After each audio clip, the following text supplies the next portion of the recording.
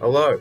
You might notice that the music is some very nice, soothing, relaxing, slowed and reverbed Lake Verity. And it's also a bit quieter than the last video because in the Oblivion NPC one, I just fucking forgot to turn the music down and I can't be asked to redo it, so it's staying up. But today's music is to help kind of emphasize the point of today's video, which is about staying calm and relaxed and composed in your games of Mons. And if you're one of the people that I know from Smogon, there might not be a whole lot for you in this vid. It's more kind of aimed at players who are starting out, because in quite a few of the games in our uni draft so far, there have been these kinds of instances where somebody will make a mistake or get caught out by something, and then that wouldn't be the end of the world, but then they kind of panic because they've made that mistake, and then because they're panicking, they make more mistakes.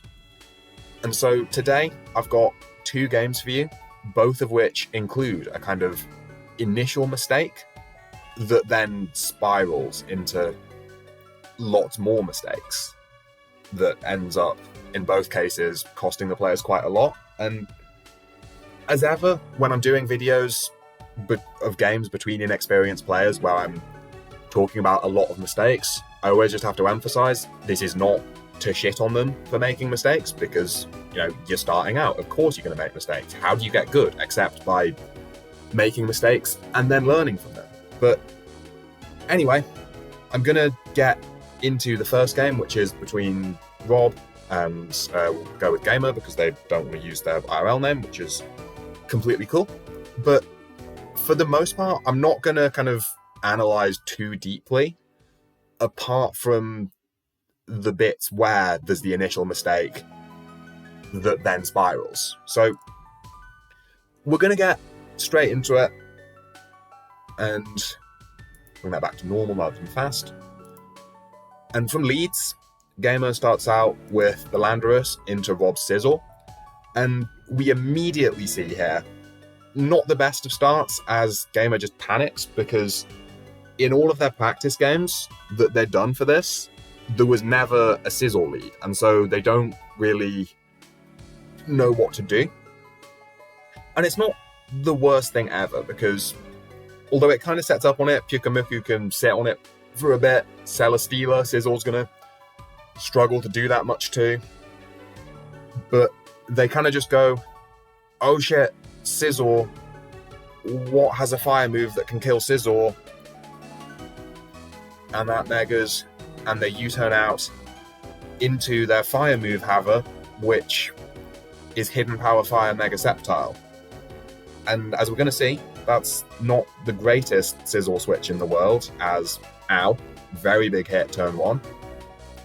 And Sceptile isn't the best in this game into Volcarona and potential Scarf outspeeding it, Greninja and Persimmon and Cradley sitting on it.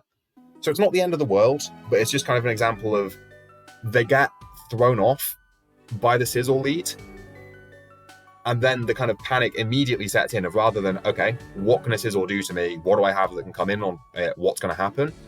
They just kind of go straight to fire move and take a very big hit that they didn't need to take as a result of that. But we then get into just some kind of pivoting and switching about, and there is stuff to say about this, but I'm not going to bother to say it because it's not really the focus of this video and I don't want it to take too long. But now the Sizzle is coming in and just sort of trying to set up on the Pyukumuku.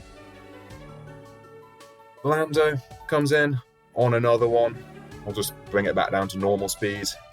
U-turns out, and now the Celesteela now comes in after all of this kind of messing about with swords dancing and boosting and rising voltaging. And the Sizzle's at +3, and you got to assume that its last move is going to be Bullet Punch. It'd be very weird for it not to have that. And so the U-turn does 18 at +3. And so you just kind of go, well, you could have done that turned one and not taken a very big hit on your Sceptile, and that all would have been okay. And then from Rob's side, it's kind of like, why are you spending all of this time Swords Dancing up when you know that you can't break the Celesteela? You're not gonna win. Like, it's just kind of a very optimistic, well, let's hope Gamer just stays in forever and sacks all of their Monster Me and doesn't go into their answer. It just doesn't really work. And now we see that the Scizor is down to 51 because he didn't roost, and so it's going to have a much harder time coming in on like anything really. But anyway, Rotom comes in, Volt switches, popping the weakness policy. That's pretty cool. Into Gren, absorbing a very big heavy slam by the skin of its teeth. And it's just an awkward one of what you want to switch into, because you could just as easily get like Meteor Beamed or something, blowing up your Volk. Your Scizor's weak. Rotom has to Volt Switch to get out of there. It's a tough one, and Rob kind of gets away with it with the Gren surviving.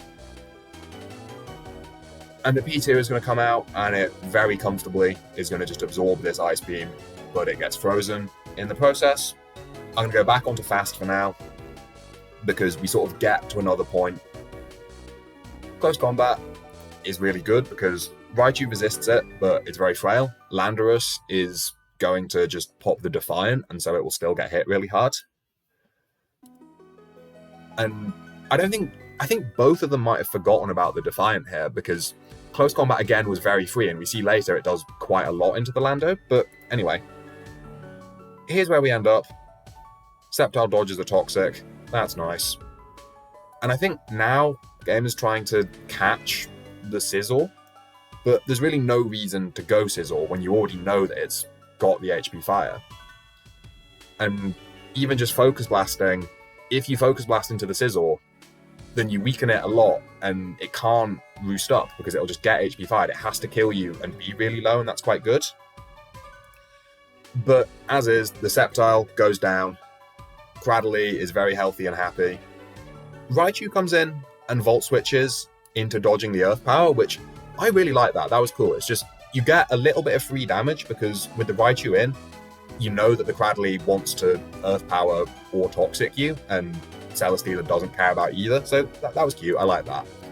But we see another Autotomize here, which I don't love, because without the weakness policy, the Rotom is just extremely free. And then they're just forced to switch out.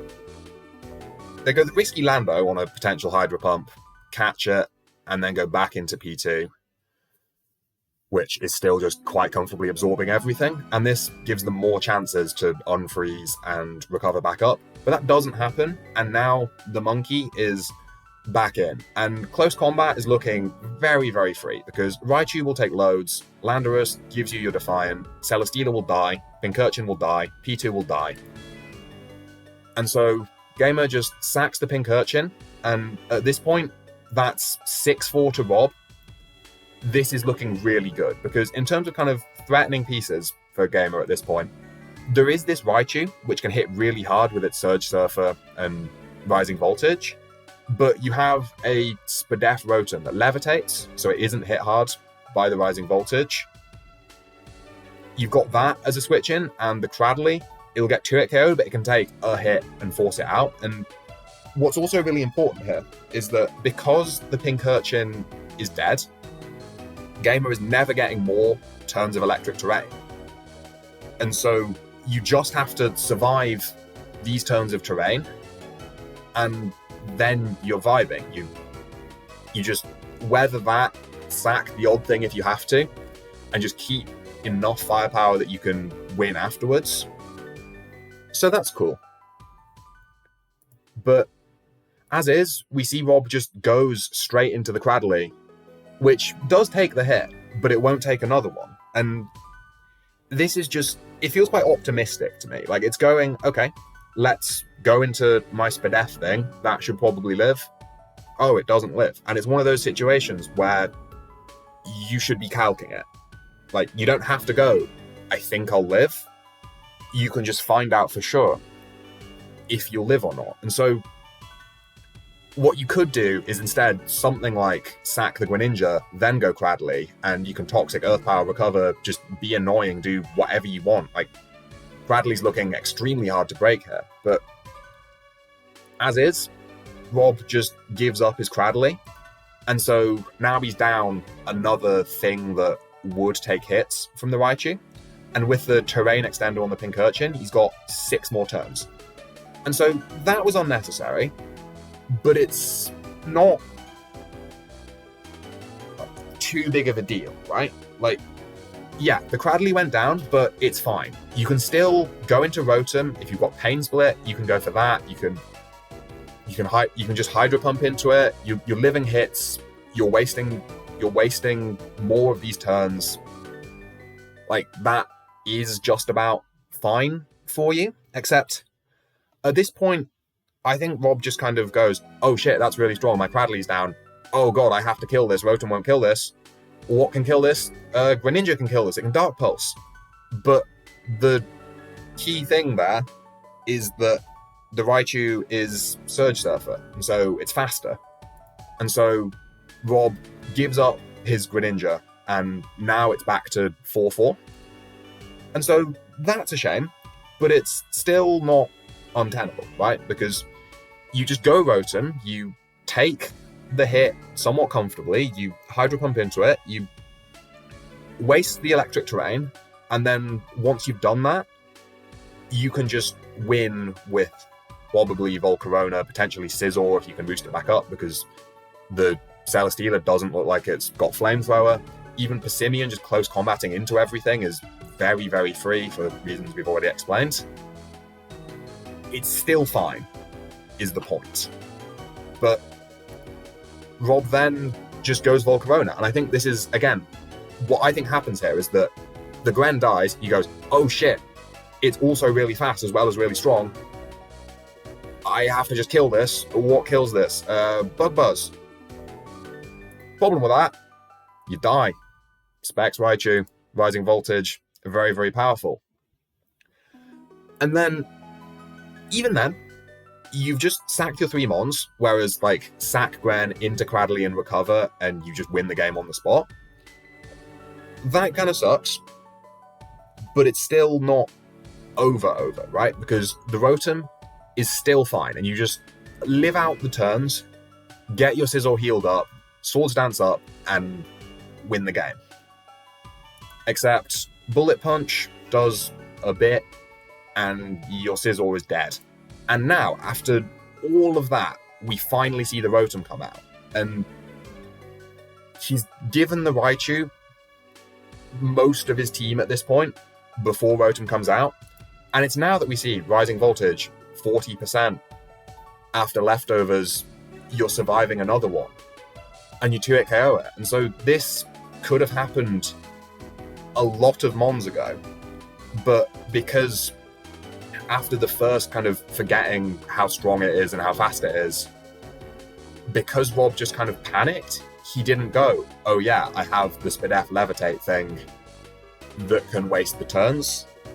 He just kind of keeps hoping that things will live and can kill it, and in doing so sort of shoots himself in the foot and lets Gamer back into the game from what was quite a strong position for him. And so it eats, it kills with Hydro Pump, and so that's down, but you're just kind of a bit late. Like, now your Rotom is nearly dead, and the Persimmon is good, but it can't win the game on its own at this point into a full health Landorus. And so for Gamer, it's just a case of Lando, U-turn, Porygon, sack it, back into Lando. And then you do have this kind of interesting game of, like, do you U-turn around more? Do you do you U-turn on the Rotom? Do you just Earthquake kill the Persimmon, thinking that you won't switch?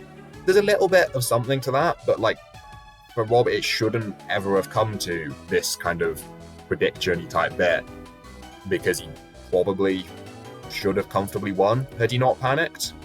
But yeah, we see that with the Defiant popping, close combat does a lot. It would have been really good with more things supporting it, but it dies. And then it's just a matter for Gamer of sack the Celesteela so that the Scarf Lando can use another move and U-turn out of this game, killing the Rotom. So what kind of characterized this game for me was Gamer panicking on turn 1, and kind of as a result of that, Rob getting into quite a strong position. But then on the first thing that caught him out, which was the Raichu, he kind of panicked harder and let Gamer back into the game by giving the Raichu a lot of his team when he had a more comfortable switch in. And so that was game 1, and it was a really entertaining game. Like, it was a great game, don't get me wrong. But it sort of felt as if for both players, it could have been a lot more comfortable had they just kind of made one mistake or been caught out by one thing, but then not let that spiral. And again, I have to emphasize, like, you know, you're starting out with Mons. Of course that's going to happen. A lot of things are going to catch you out. It's very natural and normal, but I think it's just a kind of underrated skill, is that ability to keep your head. So that was game 1, and we're on to the next game, where we've got Voltimer, Louis of my very own team against Bump Bandicoot, and this is another one in which Louis kind of gets caught out early, and so that puts Bump in a really nice position, but then it wouldn't be over just from that, but because he got caught out, Louis just kind of loses his head, and then he keeps making more mistakes, and that massively shafts him. So just very quick, and I'm going to just do this from a Louis perspective because he's the one that was making the mistakes for the most part. From Louis' side, Swords Dance Scale Shot Garchomp is amazing.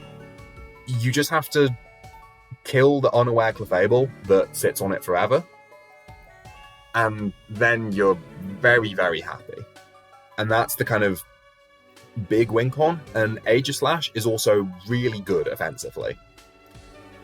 Like, you just get it right between Shadow Ball and Flash Cannon, and nothing is taking those comfortably. So that's the kind of immediate plan, is Aegislash punches things, Garchomp cleans up in the end, Kyurem is also nice, Medicham is also nice, etc, etc. Silvally pivots around to get them in, Klefki gets screened so that Garchomp can win. That's all cool. But we're going to get into it, and Bump leads with the Zapdos as Louis leads with the Keys, which is quite a free Reflect, apart from it's not a free Reflect because the Mega Ultra Chicken Nasty Pots, and that means it's Zoroark, right? Like, but Louis doesn't notice that, which isn't the kind of point of the mistake I'm on about, because, you know, he's just starting out with competitive Mons. You kind of get a Zoroark sense from playing against it, and just Louis hasn't played against it that much, so he doesn't notice the Zoroark, but that's not the point, really. So, in this position, you can either Thunder Wave if you still think it's a Zapdos, or you can Light Screen. And of those, the better option is to Light Screen, because Thunder Wave can miss, and then you'll die. Whereas if you Light Screen, then unless you get crit, then you've got that Light Screen, you'll live a hit. You'll live a hit, and then you can Paralyze it. Also, the other issue with Thunder Wave is this. It does not affect Dark types like Zoroark. And with Focus Blast, the keys go down. And, like, I can't speak on this. I fucking did it in the draft finals. I forgot about that. A man after my own heart. That's my influence, my coaching. But anyway, so that's kind of rough. That's not a very good start, but it's not the end of the world. And this Zoroark has a very good speed tier, and it's a roll, I believe, for Fake Out plus Bullet Punch to kill. And so, in quite a poor position, Louis goes for that risk to try and get back into it. As we'll see, Fake Out reveals Zoroark, if you didn't already know, Bullet Punch doesn't kill, and Dark Pulse does, and it kills itself for a double down. What you could maybe do to be a bit safer and keep the meta champ is fake out, switch out and sack something, come back in, fake out Bullet Punch again. But I get why you'd go for the risk. Like, I don't have a problem with that. And we get to this position of a double down, where it's 5-4 to bump, but we do have a reflect for a bit, and I'm still just thinking, especially without Thing that outspeeds and hits Garchomp hard, although he does have a few of those, especially without the Zoroark, Garchomp can be really good if it can just find the opportunity to get set up, if we can just kill the Clef first. So, on the double down, Louis goes Silvally into bumps Clefable, and I like that a lot because you can just parting shot out into something and get what you want, and that's nice. But Clefable comes in, and Louis misses a Toxic, which fucking sucks, because if it's unaware, as it should be, to sit on the Garchomp, then this is going to hit it, and it's going to wear it down, and we need it worn down to win with Garchomp, so that's really, really nice. But it misses, as Bump just goes for his rocks, which fair enough. And then we're in this situation of Toxicking again is weird, because if the Clefable's unaware, then Bump should not be letting it get Toxic, right? Because then he can lose to Garchomp a lot more easily. If it's Magic Guard, then Bump doesn't care if it gets Toxic, and he can just let it and have a free turn and just Moonblast into something for chip. But Louis just Toxics again, which whiffs into the Gengar. And I think this is another kind of like, we'd been talking to him about, unaware and Magic Guard and whatnot before the game. And so it feels like another, I do think that Louis could have kind of realized this if he wasn't still going, oh shit, I got Funny Foxed. But as is, the Gengar's going to come in, and it Sludge Waves into a parting shot out. And now Louis gets in the Garchomp on the weakened Gengar. And this is very cool, because what sort of happens here is that Earthquake is very free, because you should never risk the Zapdos. So the Earthquake is really free, and so you just hit the Clef for like 40% or something, and then it has to recover soft-boiled, because if it doesn't, then next time Garchomp comes in, it wins. And on that soft-boiled, you can go Aegislash, and you can substitute, and then you're starting to make progress, right? And so Earthquake is really, really free, except Sludge Wave, Poison, horrible play from Bump, because you're not doing any damage, you're giving the Garchomp the chance to set up. He's Sludge Waving again, by the way, because he's Choice Scarf, not just that he does no type effectiveness, so it's not that. But he stays in, and on the Poison, he gets rewarded for it, because that's a really big 10% Poison, because essentially, if the Garchomp's got leftovers, you can stay out of Zeraora play rough range a lot easier.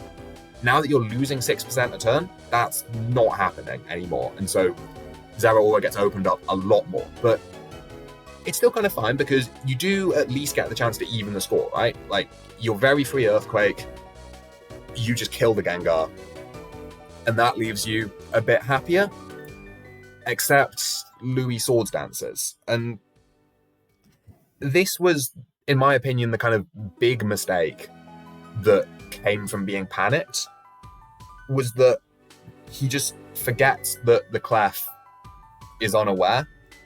Even when we'd talked about it before the game, we knew it would be, and we'd also seen it being scared of getting Toxic. But because Louis just got kind of bamboozled by the Funny Fox really early, that just kind of sent him, and he's panicking and he's not thinking straight anymore. And so from that, Bump just stays at a very big advantage, as Louis kind of doesn't manage to take the chance to get back into the game. And then, insult to injury, it's a Scale Shot that whiffs into the Clef. And now this is just very rough. This isn't nice. We're probably going to lose to Zeraora. But Louis is going to get the Aegislash in, taking a knockoff, which, not ideal, but it's fine. You have to get the Aegislash in. it only comes in on Clef. And then he makes a nice prediction, shadow balling on the Volcanion that's trying to catch the flash cannon. King's Shield, sure, whatever. Sil Valley. And from here we can just kind of go fast for a little bit. Thunderbolt whiffs into Clef, Parting Shot, and then into Kyurem. This was another like sort of just panic mistake, I think, in that Aegislash is what forces progress, right?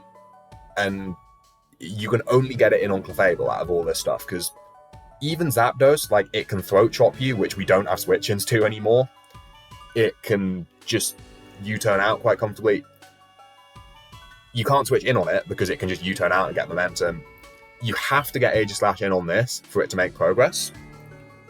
But Louis goes Kyurem, and he takes a Moonblast, which actually doesn't do that much. And what's interesting here is that while I still would have preferred Aegislash, what you can do with Kyurem's pressure, with Moonblast doing that little, is just sub and roost forever and take all his Moonblasts, because he's shown Stealth Rock knockoff Moonblast. We know the last move has to be Softball. It makes no sense to be anything else. So he's not going to like Thunder Wave you or something. And we just roost off the Moonblasts. So if we're going to take that damage, then we can do that. But what we kind of see is that Louis now goes Aegislash. And so all that's really been achieved here is that we go Aegislash eventually anyway, but we've taken that little Moonblast chip on Aegislash, and we've taken a big hit on Kyurem, which is really important because it would live a play rough from a Zeraora and Earth Power it. Now it doesn't, because it's taken that hit. And the sub here is really nice as we absorb a knockoff and kill this with Flash Cannon. And so it's even again, and this is cool. But the Gengar comes in, and here's where it's so impactful that the Gengar is still alive, that we didn't kill it when Bump offered it to us. Because what Bump's doing here is he's just sacking the Gengar to break our substitute. But if the Gengar was dead, then he can't do that, right? Like, it would be 4-3 to us, and we would still be behind a substitute, and we'd be able to get a big hit off. But as is, King's Shield, whatever, take the Shadow Ball, but it's still going to break our sub, and we're able to kill the Gengar now, but we're not behind a sub anymore, and so anything that wants to can come in, as Zeraora is just going to come in, Volt Switch, knock, whatever, and then Garchomp is going to come in. You're just hoping to dodge a play rough and kill it, really, but we don't. And then at this point, Louis just forfeits, which isn't the best practice in a draft, but like, he didn't know that at the time, because you just kind of play it out for like differential reasons and seeing what gets the kills for records. But yeah, he didn't know about that. But the other kind of reason that you maybe don't forfeit is because if you have the slightest chance of winning, then you should go for it. And what I mean by that is that you go Kyurem, dodge a play rough, sub, dodge another play rough, kill it, and then you're behind a sub and you outspeed Volcanion and Zapdos you can kill.